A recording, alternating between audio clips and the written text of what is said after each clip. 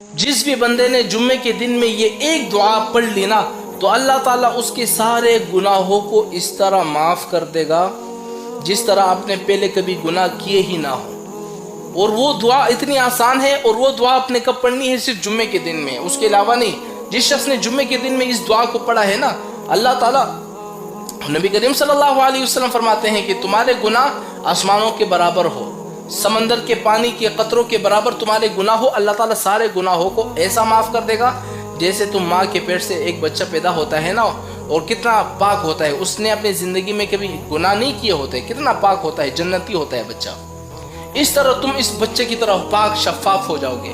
اب وہ دعا کون سی ہے؟ میں آپ لوگوں سے کہتا ہوں کہ خدا کے واسطے اس دعا کا اہتمام کیا کرو، اپنے والدین کو، اپنے رشتہ داروں کو، اپنے دوست تک ان دعا کو پہنچاؤ، اور اگر آپ کی وجہ سے کس نے اس دعا کو پڑھ لی نا تو آپ کو بھی اس کے برابر ثواب ملے گا۔ اب وہ دعا کون سی ہے ذرا نوٹ کر لیں، یاد رکھیں۔ اگر آپ نے اس دعا کو سن لیا نا اور اپنے دوستوں کو نہیں بتایا، یاد رکھیں یہ ایک قرض ہوگا آپ پر، ایک گناہ ہوگا، یعنی آپ نے ایک اچھی بات سن لی اور اپنے دوستوں تک آپ نے نہیں پہنچائی۔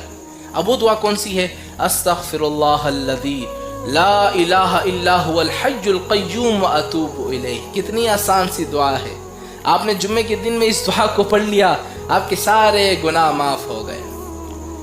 یہ بندہ موقع تلاش کرتا ہے، یار میرے سارے گناہ معاف ہو جائے۔ نبی نے ہمیں طریقہ بتایا ہے، اس طریقے پر عمل کرو، جمعے کے دن میں اس دعا کو پڑھ لو، سارے تو گناہ تمہارے معاف ہو گئے۔